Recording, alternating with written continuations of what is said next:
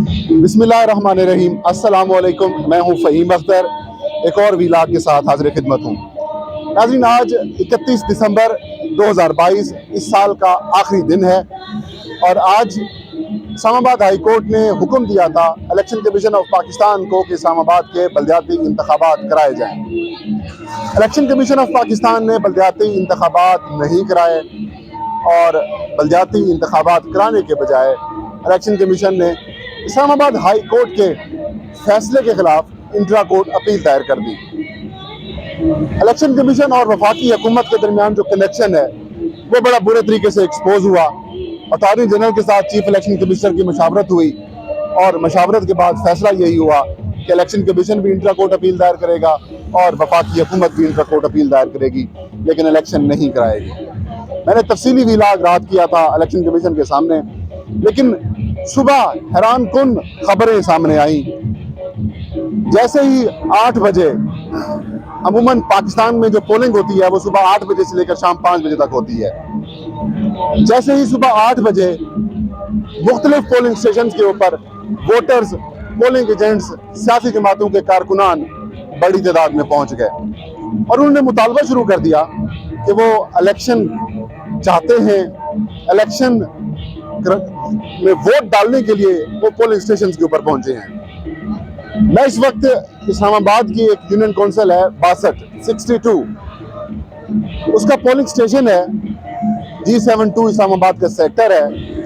ये girls school है, girls model school है, उसके बाहर मौजूद हूँ और यहाँ पर मैं देख सकता हूँ कि तहरीक इंसाफ अकेली नहीं है, जमात इस्लामी और जमात इस्लामी के लोग, वर्कर्स, वोटर्स, उनके उम्मीदवार अभी यहाँ पर मौजूद थे।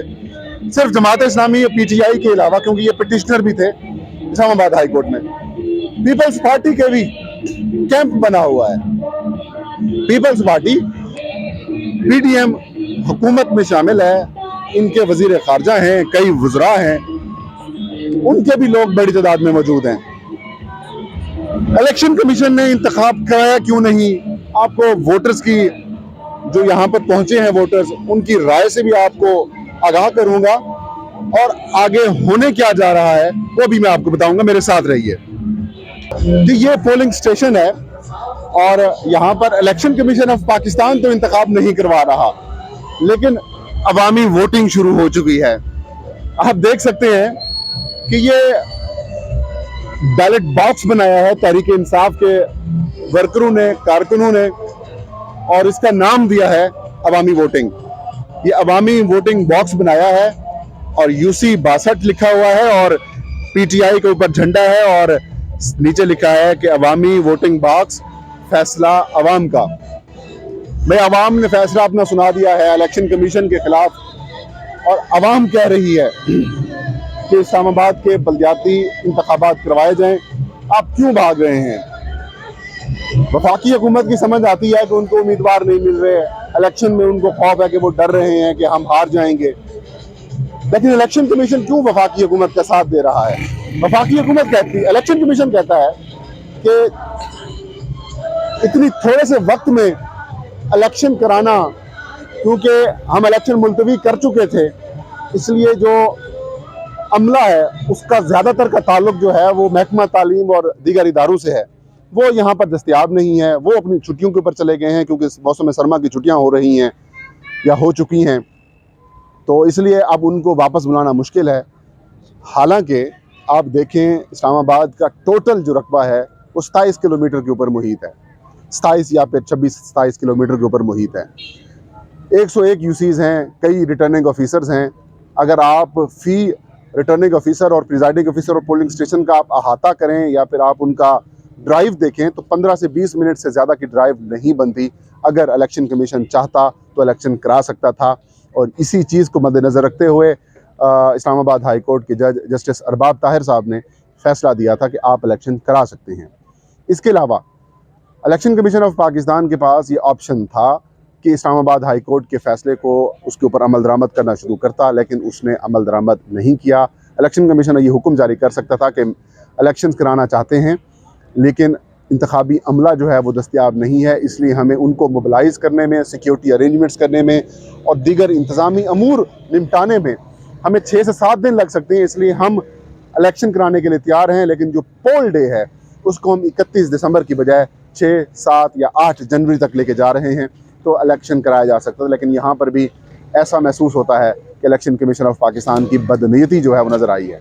अब सूरत हाल ये है कि जमात इस्लामी और Tehreek Insaf election commission of Pakistan और वफाकी हुकूमत के ख़िलाफ़ तौहीन अदालत की कार्रवाई के लिए इस्लामाबाद हाई कोर्ट से रुजू कर लिया है। इसी इस्लामाबाद हाई कोर्ट के जज जिन्होंने ये फ़ैसला दिया है, उनकी अदालत में दरख्वास्त दायर की जा रही है या की गई है, और इलेक्शन कमीशन और हुकूमत के ख़िलाफ़ तौहीन अदालत की कार्रवाई करने की इस्तदा की गई है। इसके अलावा पीपल्स पार्टी यानी कि वफाकी हुकूमत और इलेक्शन कमीशन ने इंट्रा कोर्ट अपीलें भी दायर कर दी हैं, और उसमें अपना मौक़िफ़ वो पेश किया है कि इतनी जल्दी लोगों को मोबिलाइज़ या फिर अमले को मोबिलाइज़ नहीं किया जा सकता। अब इस्लामाबाद हाई कोर्ट ही फैसला करेगी, लेकिन अवाम यहाँ पर वोट डालने पहुँची हुई है। माहौल बनाया हुआ है तहरीक इंसाफ के और जमात इस्लामी के वर्कर्स ने। इस्लामाबाद की यूनियन कौंसिल 62 से पाकिस्तान तहरीक इंसाफ के उम्मीदवार हैं अहमद खान साहब, वो हमारे साथ मौजूद हैं। उनसे ज़रा नपी तुली और सीधी सीधी गुफ्तगू करते हैं। अहमद खान साहब, कितनी मायूसी हुई है इलेक्शन में? मायूसी तो बहुत ज़्यादा है, सिर्फ मुझे नहीं है, पूरे इस्लामाबाद के अवाम के साथ ज़्यादती है। सुबह 7 बजे के हम यहाँ मौजूद है, पूरी रात हमने पोलिंग एजेंट तैयार किए, सारी जो जिम्मेदारी है पूरा हमने कर दिया। सुबह जब हम पहुँचे सुबह 7 बजे, इस टर्न में देखा आगे ना पोलिंग स्टेशन खुले है, ना इलेक्शन कमीशन का अमला मौजूद है। तो जो ऑर्डर कल हुआ था, हाई कोर्ट ने ऑर्डर किया था, हम तो उसके हिसाब से अपनी तैयारी कर रहे थे। लेकिन बहुत अफसोस की बात है कि इलेक्शन कमीशन और वफाकी हुकूमत मिला हुआ है, कभी इलेक्शन कमीशन कभी किस पे डाल रहे हैं। वही इलेक्शन कमीशन जो हफ्ता पहले कह रहे थे कि इलेक्शन करवाओ, हाई कोर्ट चले गए, और हाई कोर्ट ने फिर उनको दोबारा भेजा कि आप इलेक्शन कमीशन फैसला करे। तो ये क्यों भाग रहे हैं, ये वफाकी हुकूमत या PDM क्यों इससे भाग रहे हैं, कब तक भागना है?